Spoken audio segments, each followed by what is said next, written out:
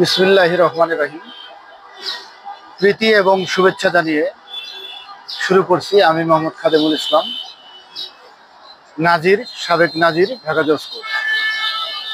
প্রিয় বন্ধুরা, আজকে আমি একটি বিষয় নিয়ে কথা বলবো। যে বিষয়টি হলো, প্রায় আমাকে আমার অনেক প্রিয় বন্ধু এবং অনেক সহকর্মী সহ বিভিন্ন শ্রেণী পেশার মানুষ একটি বিষয় আমাকে জিজ্ঞাসা করে থাকেন। যা অফিসে যাওয়া আসাকালে, বাসায় যাওয়া আসাকালে একটি বিষয় জিজ্ঞাসা করে থাকেন।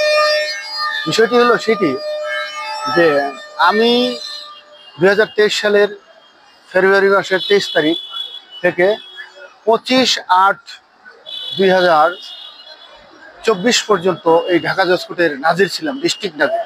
আপনারা সকলেই ইতিমধ্যে জানেন কম বেশি। এবং এই প্রায় 1.5 বছর মেয়াদকালে আমি বাংলাদেশে যে ইতিহাস গড়েছি কর্তৃপক্ষের নির্দেশে এবং বিভিন্ন শ্রেণী পেশার মানুষের সহায়তায়, যোগ্য আইনজীবীদের সহায়তায়, আমার সহকর্মীদের সহায়তায়, পরিচ্ছন্ন কর্মীদের সহায়তায়, নিরাপত্তা কর্মীদের সহায়তায় যে কাজটি আমি করেছি বাংলাদেশে, এটি ঐতিহাসিক কাজ। সেটি হলো দেশের প্রথম হকার মুক্ত, ধূমপান মুক্ত এবং পরিচ্ছন্ন ঢাকা জজ কোর্ট। ঠিক ঢাকা জজ কোর্টের ঠিক তেমনই একটি বিষয় নিয়ে আজকে আমি আলোচনা করব। বিষয়টি হলো যে অনেকে আমাকে জিজ্ঞাসা করে থাকেন, ভাই আপনি যখন নাজির ছিলেন, আমাকে বলে, নাজির সাহেব আপনি যখন নাজির ছিলেন, এই একটি বিশাল জায়গা ঢাকা জজ কোর্টের যে কয়েকটি বিল্ডিং, 8 তলা একটা, 6 তলা একটা, রেবতী মেনশন 3 তলা একটা আছে, এখানে মাঠ আছে, 2টা মাঠ আছে, বারান্দা আছে। এক একটা বিল্ডিং এর 8 তলা বিল্ডিং এর বারান্দা যদি আমরা ধরি, 8 দুনা 16টা, সামনে 8টা, পেছনে 8টা, 16টা। এই 6 তলা বিল্ডিং এর আমরা যদি ধরি, এটার 6টা 12টা, ওটার 6টা 12টা, রেবতী মেনশন 3 তলা। এই যে বিশাল একটা পরিসরে আমি 24 ঘন্টা 24 আওয়ার্স পরিচ্ছন্ন রাখছিলাম, এটি কিভাবে আমার পক্ষে সম্ভব হয়েছিল? এই প্রশ্নগুলো জিজ্ঞাসা করে থাকেন। প্রিয় বন্ধুরা, যারা আমাকে এই প্রশ্নটি জিজ্ঞাসা করছেন, আমি এই প্রশ্নটির উত্তর দিচ্ছি। মনে রাখবেন, একটি কথা আছে, where there is a will there is a way. অর্থাৎ ইচ্ছা থাকলে উপায় হয়। আমরা আমাদের পরিবারের বা সংসারের যে কাজগুলি আমরা মনোযোগ সহকারে করে থাকি, সে কাজগুলি আমরা যেমন মনোযোগ দিই, যে করে হোক আমার এই সংসারের এই কাজগুলো করতে হবে।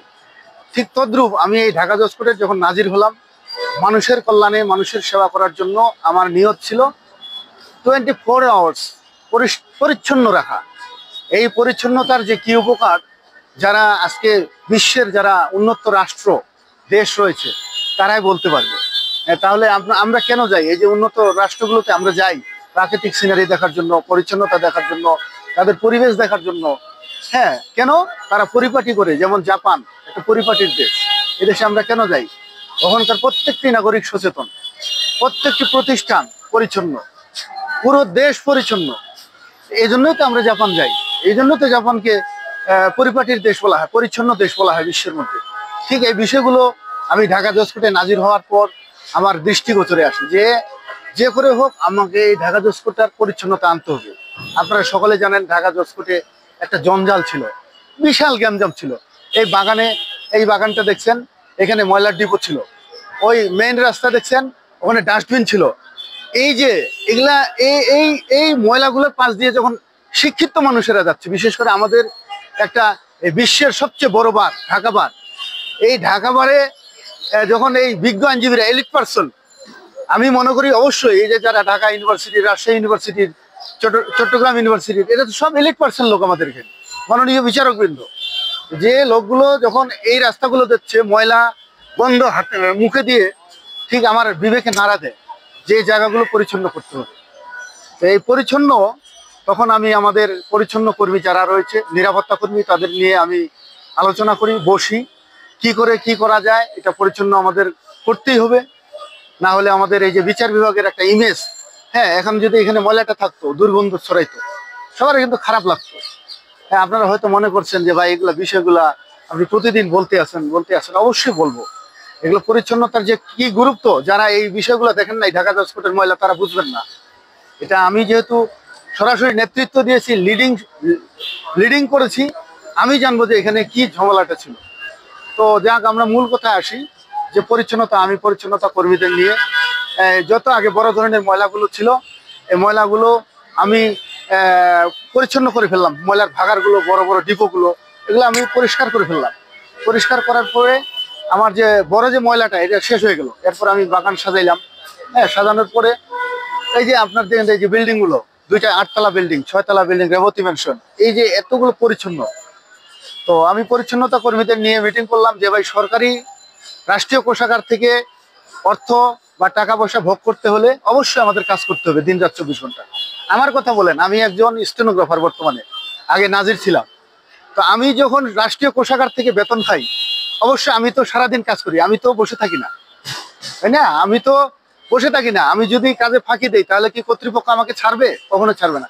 আমি যদি সারাদিন কাজ করতে পারি, তাহলে আমার একটা পরিচ্ছন্ন কর্মী কেন কাজ করবে না? অবশ্যই তাকে কাজ করতে হবে। তার একটা রাষ্ট্রের দায়িত্ব রয়েছে, যেহেতু সে রাষ্ট্রের কোষাগার থেকে বেতন উত্তোলন করে, বেতন ভোগ করে থাকে, অবশ্যই তাকে কাজ করতে হবে। আমি এইভাবে তাদেরকে মোটিভেশন করলাম যে এটা তো আমার কোনো ব্যক্তিগত কাজ না, ঢাকা জজ কোর্ট একটা ইম্পর্টেন্ট রাজধানীর বিষয়। তো তারা বুঝলো। তারা অনেক দিন ধরে তাদেরকে মোটিভেশন করলাম। তারা যে একটা নিষ্ক্রিয় ছিল, তারা যে একটি নিশ্চুপ ছিল, তখন আমি আসার পরে তাদেরকে বুঝাইলাম যে এগুলো তো রাষ্ট্রের বিষয়, বিচারিক, এটা বিশাল, এটা রাজধানীর একটা ঢাকা জজ কোর্টের মতো একটা জায়গা, গুরুত্বপূর্ণ একটা স্থাপনা, দেশে গুরুত্বপূর্ণ একটা জায়গা, অফিস, দেশের একটা বিচার বিভাগের গুরুত্বপূর্ণ একটা দপ্তর।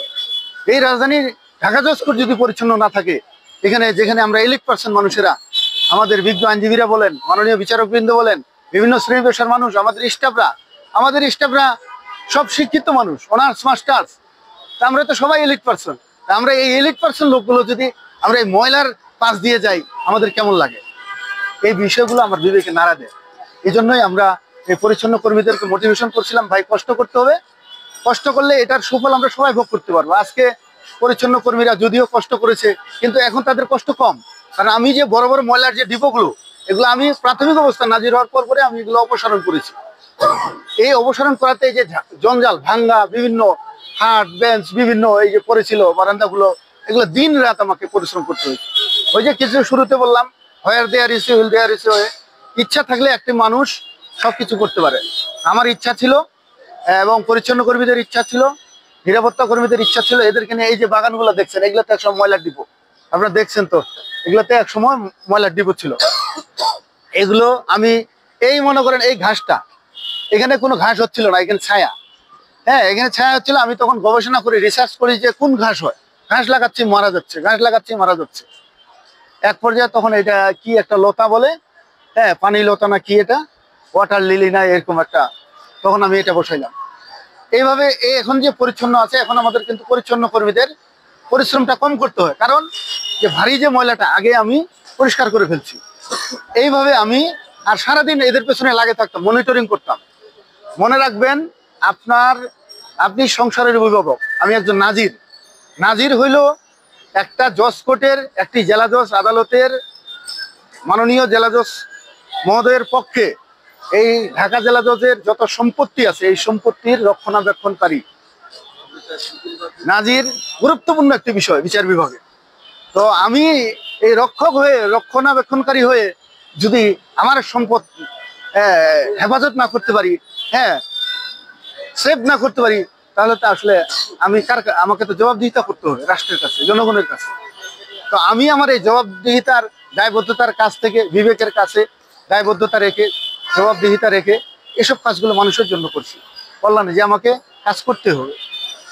এই কাজগুলো করতে কিন্তু আমার অনেক হাড় ভাঙা পরিশ্রম হচ্ছে। আমি সার্বক্ষণিক পরিচ্ছন্ন কর্মীদের সাথে সাথে লেগেছিলাম।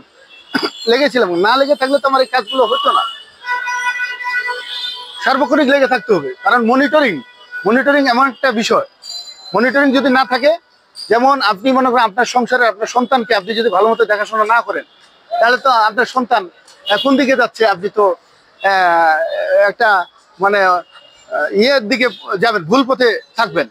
কারণ আপনার সন্তানকে দেখাশোনা করতে হবে। ঠিক তদ্রুপ আমাদের এই যে নিরাপত্তা কর্মী, পরিচ্ছন্ন কর্মীদেরকে আমি সার্বক্ষণিক মনিটরিং রাখতাম, ওয়াচ করতাম, আঁচে রাখতাম। হ্যাঁ, আবার তাদেরকে আদরও করতাম। সন্ধ্যাবেলা হলে তাদের সাথে হাসতাম, আলাপ করতাম, নাজির হিসাবে তাদের বন্ধু হয়ে যাই।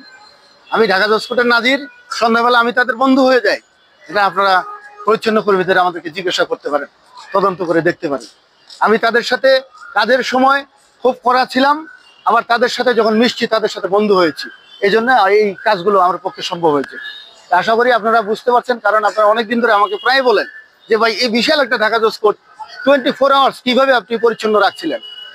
এইভাবেই পরিচ্ছন্ন রাখছিলাম মানুষদের সহায়তা নিয়ে। আর আরেকটা বিষয় গুরুত্বপূর্ণ করেছিলাম, আমি সকাল 6:30 7টার দিকে চলে আসতাম যখন নাজির ছিলাম। আসে আধা ঘন্টা আমি মোটিভেশন করতাম মানুষকে, সাধারণ মানুষকে, যে পরিচ্ছন্ন রাখতে হবে। এটা রাখতে গেলে সার্বক্ষণিক পরিচ্ছন্নতা বজায় রাখতে হলে আমাদেরকে মানুষকে সচেতন হবে, জনগণকে সচেতন হতে হবে। এই জন্য আমি পর্যাপ্ত পরিমাণে ডাস্টবিন আনি দিয়েছিলাম। আপনারা জানেন আমার ঠাকুরগাঁয়ের সে একটি সংস্থা আছে, দাতব্য সংস্থা, জনকল্যাণমূলক সংস্থা, ইএসডিও, ইকো সোশ্যাল ডেভেলপমেন্ট, সেখান থেকে প্রথম আমি ঢাকা জজ কোর্টে 25টি ডাস্টবিন, এই ডাস্টবিনগুলো দেখছেন, এই ডাস্টবিনগুলো এনে তৎকালীন মাননীয় জেলা জজ মহোদয় হাবিবুর রহমান জিন্নাসান, ওনার নির্দেশে এই ডাস্টবিনগুলো আসে। তো এই ডাস্টবিন ব্যবহার শেখালাম, মানুষকে সচেতন করাইলাম। হ্যাঁ, অনেকে হয়তো আমাকে অনেকভাবে অনেক কিছু ভাবছেন, কিন্তু না, পরবর্তীতে আমি দেখছি সকল শ্রেণী পেশার মানুষ আমার এই জনকল্যাণমূলক কাজকে স্বীকৃতি দিয়েছে, ভালোবেসেছে এবং আমাকে পূর্ণাঙ্গভাবে সমর্থন দিয়ে গেছেন। এইভাবে আমি পরিচ্ছন্নতা রাখছিলাম, মানুষকে মোটিভেশন করেছি, পরিচ্ছন্নতা কর্মীদের সার্বক্ষণিক মনিটরিং করেছি এবং বিশেষ করে আমার মনোযোগ সার্বক্ষণিক এই কাজের প্রতি ছিল। এই জন্যই আমি মূলত এই 24 আওয়ার্স এই পরিচ্ছন্নতাটা বজায় রাখতে পারছিলাম। আশা করি বুঝতে পারছেন। পরিশেষে আমার কথা থাকবে, একজন মানুষের যদি সৎ ইচ্ছা থাকে, ওই যে আগে বললাম where there is will there is way, তাহলে অবশ্যই সে করতে পারবে। আমার রাষ্ট্রের, কারণ আমি রাষ্ট্রের বেতন খাই, এই কথাটা যদি আমার মাথায় থাকে, রাষ্ট্রের আমি বেতন খাই, রাষ্ট্রীয় কোষাগার থেকে বেতন খাই, আমাকে কাজে ফাঁকি দেওয়া যাবে না। যেহেতু আমি কাজে ফাঁকি দিতে পারি না, তাহলে পরিচ্ছন্ন কর্মী সারাদিনে বাড়িতে কেন ঘুমাবে? তা ঘুমাবার কোনো অবকাশ নেই। সে মাঠে ঘাটে থাকবে, সে স্পটে থাকবে, সার্বক্ষণিক পরিষ্কার পরিচ্ছন্ন করবে, আবার রেস্ট করবে, চা পানি খাবে, ঘুরবে, আর তার সুবিধা অসুবিধা হলে তো আমরা দেখবই, তাই না? আশা করি বুঝতে পারছেন। এই ছিল আমার 24 আওয়ার্স পরিচ্ছন্নতা রাখার, ঢাকা জজ কোর্টকে পরিচ্ছন্নতা রাখার কলা কৌশল। এর আমার এই সংক্ষিপ্ত আলোচনার মধ্যে কিছু ভুল ত্রুটি থাকলে অবশ্যই আপনারা সেটা ক্ষমা দৃষ্টিতে দেখবেন। দেখা হবে আরো অন্য একটি পর্বে। ততক্ষণে ভালো থাকুন, সুস্থ থাকুন। আসসালামু আলাইকুম ওয়া রাহমাতুল্লাহি ওয়া বারাকাতুহু।